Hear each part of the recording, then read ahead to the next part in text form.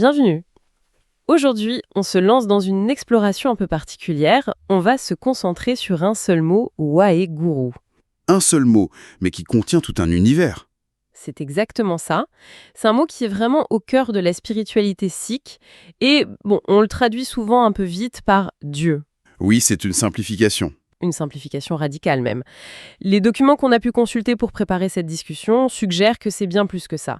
En fait, on a l'impression qu'il y a une sorte de code à déchiffrer. Ah, j'aime bien cette idée de code. Oui, un voyage qui part de ce mot pour nous mener à une vision complète de l'univers et de notre place dedans. Donc, on va essayer de suivre cette piste ensemble. Allons-y. Alors, pour commencer à déchiffrer ce fameux code, le point de départ le plus logique, ça semble être le mot lui-même. Il est composé de 2 parties, et ça, c'est déjà une première clé. Absolument, tout commence par la sémantique. La première partie, ouais, ce n'est pas un nom, Non, c'est une exclamation.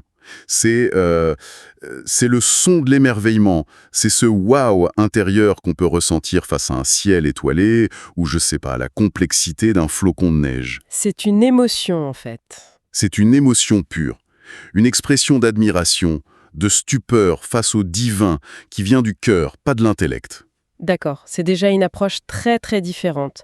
Ce n'est pas un concept à comprendre, mais quelque chose à ressentir. Exactement.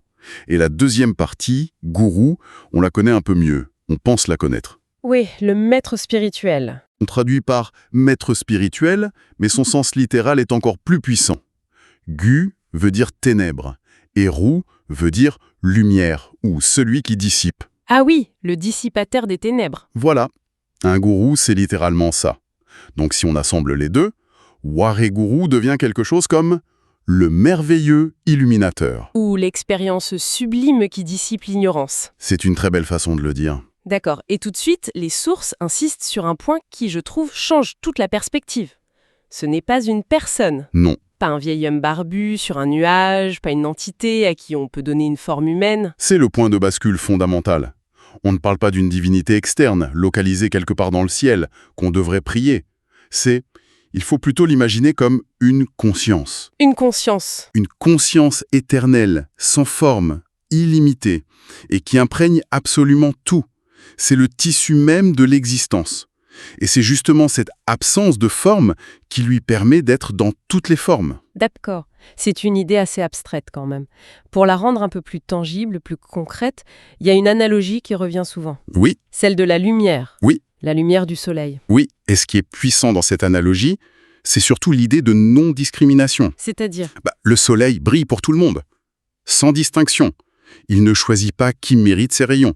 Sa lumière, elle touche le saint comme le pécheur, la fleur comme la pierre. d'accord. De la même manière, Waheguru est perçu comme cet amour inconditionnel, une vérité universelle qui s'écoule vers chaque cœur, chaque être, sans favoritisme et sans aucune condition. Et on trouve même un terme spécifique dans les textes pour parler de cette lumière, mais une lumière intérieure cette fois.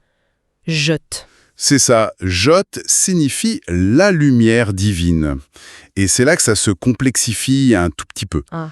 Parce que cette lumière, ce n'est pas seulement une force extérieure qui nous baigne, comme le soleil le ferait, c'est aussi une étincelle intérieure. En chacun de nous. Le concept de Jot implique que cette même essence divine est présente au plus profond de chacun.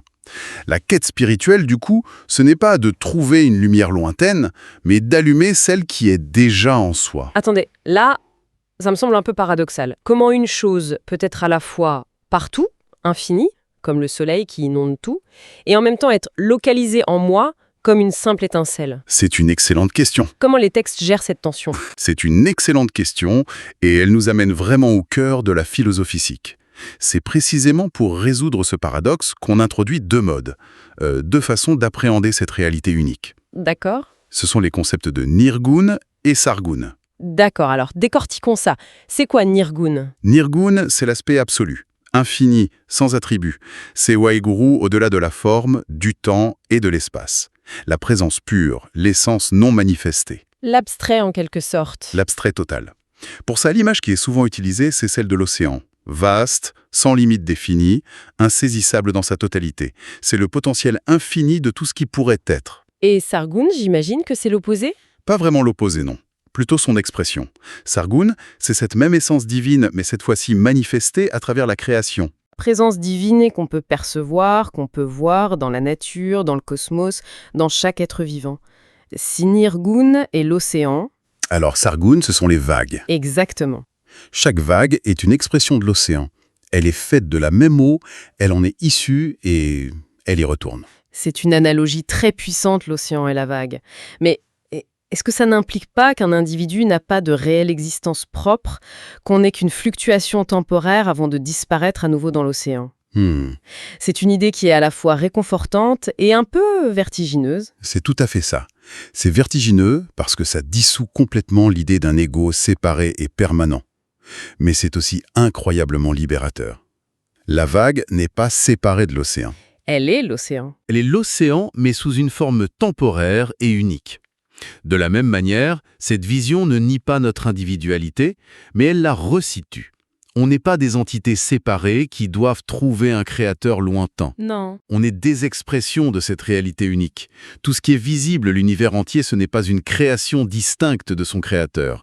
C'est une manifestation, une danse de Waheguru. Du coup, si tout est une expression de cette réalité unique, ça nous conduit directement à un autre pilier de cette pensée. Oui, Ik Onkar. exactement. Ik Onkar, ce sont les tout premiers mots du Guru Granth Sahib, l'écriture sainte. On traduit souvent par « un seul Dieu Mais là aussi, c'est plus subtil, j'imagine. ». Beaucoup plus subtil. Une traduction plus juste serait « il y a une seule réalité éternelle ». Ah oui, la nuance est importante. Elle est cruciale. Il ne s'agit pas de dire qu'il y a un Dieu unique parmi d'autres dieux possibles, comme dans un monothéisme classique. C'est une affirmation beaucoup plus radicale. Il n'y a qu'une seule et unique essence fondamentale derrière toute existence. Il n'y a rien d'autre. Tout est un. C'est une vision qui est incroyablement exigeante sur le plan social, en fait. Si tout est un, alors les distinctions de caste, de religion, de genre... Tout ça s'effondre. Tout ça s'effondre. Mais comment est-ce qu'on met en pratique une idée aussi radicale au quotidien ? Est-ce que c'est là que des concepts comme le service, le seva entrent en jeu ? C'est le lien logique parfait. Une telle philosophie serait stérile si elle ne se traduisait pas en actions concrètes.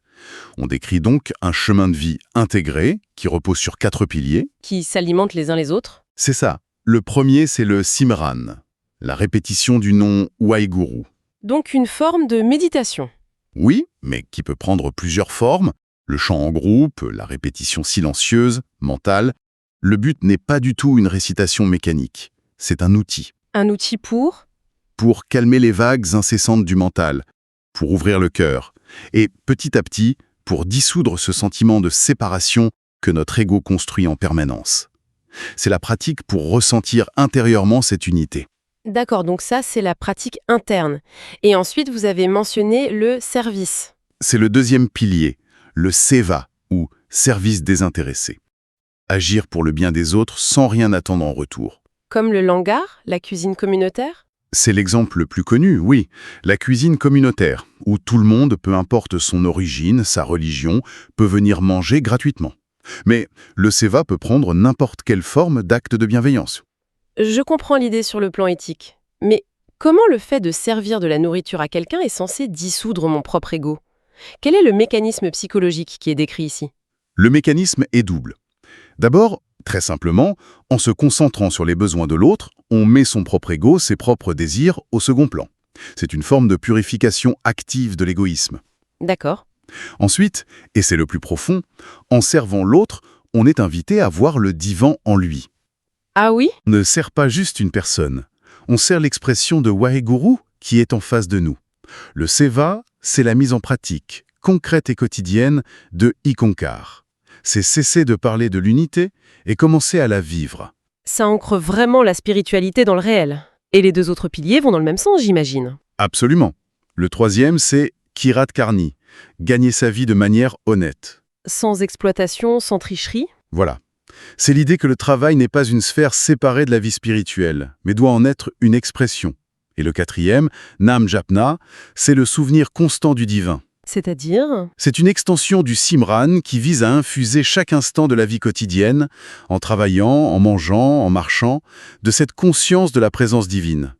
La spiritualité sort du temple pour imprégner chaque respiration. On va même encore plus loin dans les textes, on trouve cette affirmation très forte selon laquelle la pratique, et en particulier le nom Waheguru, serait le remède à toutes les souffrances. Oui. Pour quelqu'un qui nous écoute et qui traverse une épreuve très concrète, une maladie, un deuil, une difficulté financière, est-ce que ça ne risque pas de sonner un peu creux, un peu facile? C'est d'une objection légitime, essentielle même. Et ce serait une vision très simpliste de penser qu'il suffit de répéter un mot pour que les problèmes externes disparaissent. Bien sûr. La perspective ici est celle d'une sorte de psychologie spirituelle. La souffrance dont il est question, c'est principalement la souffrance qui est générée par notre propre mental. L'anxiété, la peur, le ressentiment. Exactement, le sentiment de vide. Ces souffrances naissent de l'ego, de notre identification à une petite entité séparée, fragile et mortelle. Donc le remède n'agit pas sur l'événement extérieur, mais sur notre réaction intérieure à cet événement. Précisément.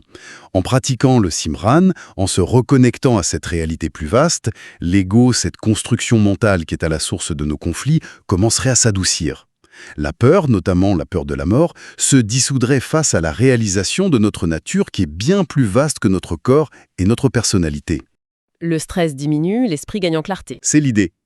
Dans cette vision, le son même de Waheguru n'est pas juste un mot.